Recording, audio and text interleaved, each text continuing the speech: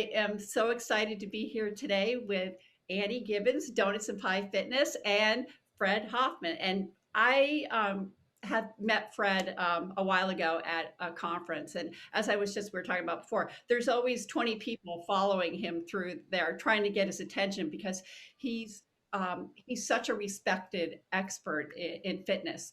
He's the owner of Fitness Resources, an education and consulting company that specializes in staff training, professional career development, social media strategies, and marketing solutions for fitness clubs, spas, um, health clubs, and personal training companies. He is the author of Going Global, and he is the expert because we're talking to him right now from Paris, France. Going Global, an expert's guide to working abroad in the international fitness industry. He has been working in the wellness and health business for over 30 years. He has been a master trainer, program developer, and consultant. He's consulted in, I think it was he's been to over 200 conferences, and I think it's, what is it, 5 continents and a million countries. So what is it? It's a crazy number of countries. Um, and he is a 2007 IDEA Fitness Trainer of the Year. He's also in 2001 Who's Who in Professionals. He's quite accomplished. You can get a hold of him at Fred at Fred Hoffman. It's Fred at fredhoffman.com. And then you're at Fred Hoffman on Instagram, I believe.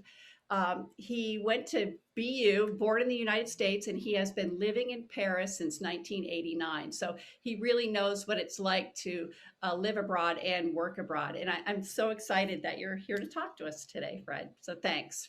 I hope that Thank was. you very much. That was great. The Instagram I think is Fred Hoff Fit, but I some of think my handles I'd have to even look up myself. So that it's included on here, but that. Fred Hoff Paris. Anyway, we'll get that all out to you. But thank you so much, both of you, for having me today. And that was lovely what you had to say. And yeah, it's just a privilege to talk to you. So.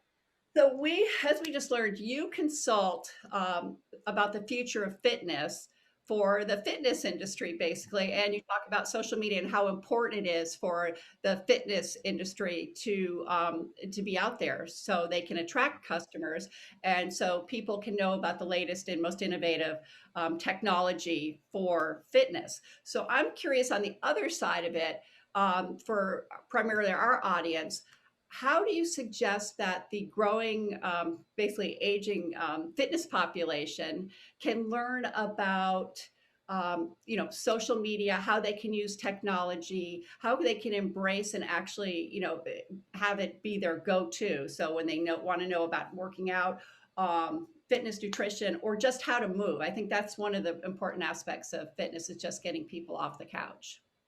Yeah. Well, I mean, one thing is that the aging demographic, first of all, is very varied, if you like. And everyone is a little different in their technology voyage, if you want, their journey. And it depends where you are. First of all, if you're able to research on the net, where you can go for uh, any kind of tools, platforms, etc. So I have to say that because I could say, oh yeah, just go and do a Google search and blah, blah, blah. And people are like, wait a minute, I don't even know how to get on Google. So first of all, I think that what's important, you mentioned, is to move. So even if you can't get on technology or you're not adept, make sure that you're moving every day. But then if you're searching for things, there's many different ways. First of all, the internet itself is just such a great tool. And if you're not familiar with how to do searches, what you need to do is talk to family or friends, or maybe you're in a community where you can get some help. First of all, just to do that. Then once you're online, there's so much available. Sometimes it's overwhelming, but you can just put in keywords to do a search once you learn how to do that. If you don't, and I don't want to talk down to anyone that's going, hello, I know how to do a search on Google. But there's so many different tools available. One, to find out how to move or take a class or follow an instructor or a personal trainer, but also how to really use the internet to get information. And there's a lot of sites out there right now that are geared more to an aging population, a lot of free resources. That's what people forget. Something simple as YouTube. Most people are familiar with YouTube. For those of you who aren't, you're going to write that down and you're going to search it up. But there's so many free resources, like I said, and classes, videos, etc., on how to move, correct exercises, nutrition, as you mentioned. So there's a lot of information out there. But again, go to your community, and again, that can be your friends, your family, if you're living somewhere, um, and talk to them and see what other people are doing. But there's a lot of resources out there. That's great advice. That is. And it's so funny when you say about Google. I mean, I feel like I do know a little bit. We have a social media platform here, but Gretchen and I have been, Gretchen is pulling me along and saying, yeah, go on Google and Google Drive. And I'm like, I don't know how to do that. But I do, as soon as I get encouraged by Gretchen, I work it through. But it's really interesting because I understand that. And I'm actually just turning in an article tonight, and it has to do with how the pandemic has redefined customer service.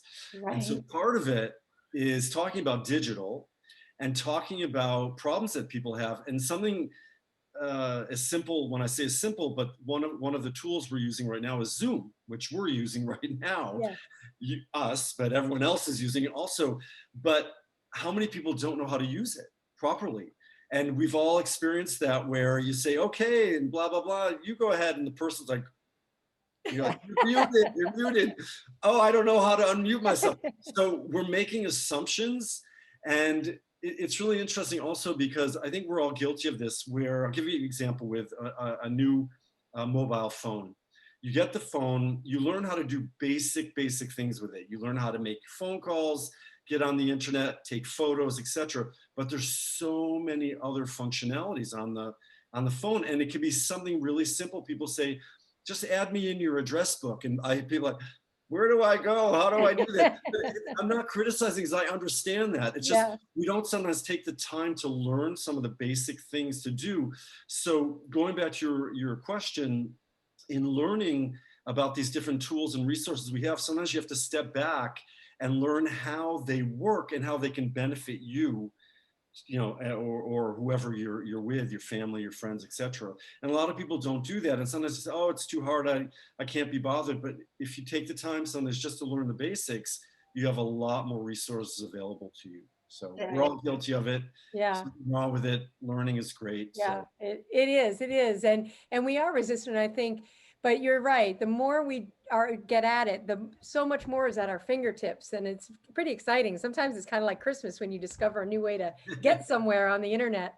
I have a new car that's a computer. I'm like, anyway, I have been thinking about the fact that you're over in Paris, and I wanted to ask what it's like living and working abroad during the pandemic. And actually, you've lived there for quite a long time, so it may be just so normal for you. But how is it different? I think it's 6 o'clock there now. And are you guys locked in your, go ahead, tell us. So really good question, because it's not as simple as just the fact that I've been here 31 years. Mm-hmm. So yes, I function in French. I speak French. I work abroad, obviously, as you had mentioned, Gretchen, but I also do a lot of work internationally, and a lot of it's in remote, even before the pandemic. Now it's definitely almost all remote. We had a very strict lockdown a year ago. Then we were able to open up a lot. And in the summer, restaurants were open outside. Things weren't normal, but they were good. And then unfortunately, we had a surge again. And since October, we had a confinement again, and then they lifted the confinement, and we have a curfew from 6 p.m. to 6 a.m. daily. Wow. No restaurants are open, no health clubs are open, no cinemas, museums, nothing. So we're very limited. And it's strange now because it's getting light, it's staying light out later. Before we could deal with it more. But when you have to be home at 6 o'clock, it's very strange, and the streets empty out. But anyway, that's a whole other conversation we can have. Yeah. Working here during the pandemic, well, first of all, living here is different because I, as an American, am watching what's going on in the States. I have family in the States, obviously have a lot of friends and colleagues. And sometimes it was very worrisome for me to see things that were going on because we were a little bit ahead in time, in terms of time. Right. And I was calling even my family and friends and saying, look, I know it's hard for you to understand this now because you're not going through it, but this is what you should expect. So take these precautions, etc. It was also interesting for me to be dealing with work-related issues because everyone was in a different place and they still are. You know, sometimes I'm dealing with Asia, other parts of Europe, sometimes with North America, and everyone's in a different place. So I've realized that it's such a fast evolving situation and changing that you have to be very flexible. That's one thing. The other thing is it's been okay for me because I work from home as it is unless I'm traveling. So that hasn't changed a lot for me. What's changed is the fact that we're locked down more. So I need to get out. I need to be active. My gym is closed. So we have a share bike system here. So I'm taking a bike out and getting my cardio. I have some small pieces of equipment here that I do my own workouts. So I've needed to do that to stay a little sane besides staying healthy. Yeah. And on the work side, I've also had to be a little bit flexible with the time differences. And I always am, but this time even more. For example, I have some colleagues in Singapore that have a summit. It's called the Fit Summit. And they invited me a few times to just participate, not as a speaker, but just to actually attend it. And with the time difference, I said, well, I'm not sure. And they said, well, yeah, you can probably, if you get up at about 3 o'clock in the morning, you can, you know.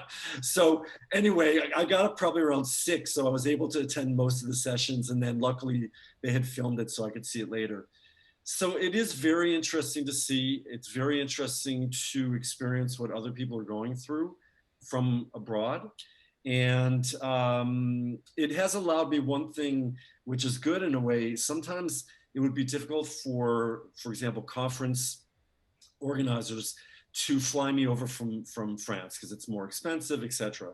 And so now that everything is virtual, it's not costing my airfare, so I can present a little bit more on some of the virtual platforms, which is good. I mean, I love to travel and I hope to do more in-person events, but in the meantime, it's allowed me still to work and be able to do some presentations, either live or filmed, and then it's, you know, presented later. I was I recognize your apartment from the Optima. Yeah, yeah. This is my view. I mean, the funny thing, I saw this cartoon. I'll just tell you this really quickly. It was really funny, where it was the Zoom zone, and then the rest of the apartment was like a crazy, like empty bottles and, you know, like pizza boxes and everything, like all over the place. But just where the camera was all nice and clean, and so you can't see anything on the side or behind me. Anyway. It sounds like you have to be, and maybe you're already were very organized, but it sounds like you need to really plan. You can't just say, okay, I think I'll go for a bike ride. You say, I need to go buy a bike ride now and shop now, because, you know, so it sounds like you're really organized and planned. Yeah, and making, even like with you, when we were organizing, I said, you know, I know I'll be home from 6 o'clock on. Right. And I try to organize some of my calls and my Zoom calls with people in the States for work, starting at 6 in the evening, which works out a lot of times because it's earlier in the States, because I don't want to necessarily break up my afternoon in case I have work to do. And then I say, oh, wow, I want to get out for a ride or whatever. Yeah. Yeah. You have to be organized. Some days like today, I did get out for a walk, but I didn't get out for a ride. It's okay. I will tomorrow. Yeah. After we hang up, I'm going to do my strength workout here. Oh, good. Good. I have a question, just a real quick. Sorry, Annie. So the cafe and the restaurant and food is such a big deal in France, and especially where you are in Paris. How are they? Is everyone cooking at home? I mean, that's obviously what they're doing now. It's a whole new experience for people. A lot of people cooking at home. There's a lot of the restaurants, many of the restaurants, but not all, are doing takeout. Yeah. And some have set up a little area in front, probably similar to places in the States or other places in the world. But that's a really good question, because about a week ago I saw this survey that was done in France, asking people what was the thing that the most the thing that French people miss the most, and it was going to restaurants, Yeah. which is really true. But it is. I mean, my best friend here, we go to a pizza place once a week that's in our neighborhood, and he keeps saying to me, "Oh, pizza! I want to go for pizza." But we're just doing it. But it is very difficult, even during the day when we're out with, when I'm out with friends, we want to sit and have a cafe, which is very much part of the culture. Nothing's open. I mean, you can Mm. stand, but then you don't want to be around a lot of people. Right. We also have a mask mandate outside, so you have to be careful. Then you have to take your mask off just when you're eating or drinking. So it's a little complicated. We're hoping things are going to get better. It looks like we might have to go back into confinement this weekend here in Paris. We're not sure yet. Oh, Yeah, the numbers are. We've got the variant that's associated with the UK. I don't want to put yeah. stigma on anyone, but it's just gaining traction here, and So it's more important than ever that people do what they need to do for their mental health, stay inside and exercise and really access what they can on the internet is more yeah, important than ever. absolutely, Yeah. absolutely. Because I do know this is temporary. It's long, but Yeah. I'm optimistic. It's just in the meantime, to not, like I said, go crazy, Yeah. and also just to stay in shape and move, because I Yeah. feel that I'm sitting Right. more than I ever have been. Right. And I can feel it. So I recommend anyone watching this, just like myself, make sure you get up, those breaks from the computer, stretch, do a little bit. And that's another thing, even if you don't have a lot of time or you're not motivated to do a lot at home, just a little bit. It's better than nothing. Right. So So what is your advice for aging enthusiastically? I mean, you have to work at it and you've just got this giant smile on your face. You're so enthusiastic. I know your work must be so rewarding to be able to share so much with people, but go ahead. What? yeah, I've learned a lot. I mean, obviously just life lessons, and something like the pandemic, there's just no guarantees. We've all been saying the same thing. Whoever thought we would be here now? I was doing 50 to 60 flights a year, you know, and not saying it in a bragging way, because sometimes it was also like connections. So Yeah, one trip might be 3 flights going somewhere, right. but I traveled all the time, and I whoever expected that we'd be so restrained, constrained. So what I believe is that, one, you need to move to stay healthy, feel good. It makes you feel better. I know that myself. Get outside. That's a really important thing, because I found sometimes, because of the pandemic, and people being afraid or a little concerned, or like, I'm not even going to go out today. And I'm thinking, no, I need to go out. I need to get fresh air, move around. I don't have to go place where there's a lot of people. But in general, what has really been interesting for me living here is just the challenges of living in a different country, which now is, I'm very comfortable here. Traveling, which I think is a great education. And I'm hoping once things get back to some type of normalcy, people can travel again, if it be within your own country or to other countries. It's an education in itself. And basically just learning. I think it's just so important. And that's one thing that's been interesting with COVID, because there's been so many things available on the internet, sometimes too much. So I've learned over time, like, not every single webinar that's put forward, or every conference or Zoom call, whatever, but there's a lot of things that you can see and do and learn, and people are being creative, offering, the arts, culture, and then of course you've got, Netflix and movies and all that. But I really just feel that learning, that's something I always say, even pre-pandemic, continuing education keeps your brain stimulated. It's exciting. If you can travel, do it. And like I said, you don't have to go far. I've been rediscovering Paris. It's really interesting. Neighborhoods that I never went into. I'm taking the bike paths that we have here, and sometimes wandering, and all of a sudden I'm like, how do I not know this is here after being in Paris for so many years? So So let's see. discovery. There's Yeah. one other thing I just want to say, because I made a couple notes. Be social, and social any way you can. And that can be just even a Zoom call. but I really think that we all need we all need those exchanges, and a lot of times it's difficult because there's no hugging and touching, and in France we do the kiss on the cheeks. We can't do any of that. So just social interaction is so important. That's really, that is, well, I think you're a great teacher when you talk about people going through things. I think Thank you're one you. of the best. So this has been really wonderful to talk to you. Thank you. It's been a privilege, and just to finish, life can be tough. Listen, I have my moments too. I have my moments where like, is this ever gonna end? Is this the rest of my rest of my life is gonna be like this? But then something turns around, or I see something, and you just have to try to be as positive as possible. I know that's such a cliche, but really, there's always tomorrow. Things are gonna be okay. You get up, walk outside. Things are all right. I Look for love, those silver linings. Exactly. Exactly. and your Instagram account shows a lot of your bike rides through different areas. Yeah, I'm not as active on Instagram. I'm on Facebook a lot, but I do post on Instagram. But there are all my different social media platforms. Probably Facebook is where and I actually am doing kind of a daily post, which happens spontaneously when we started the lockdown here almost a year ago, and it is public.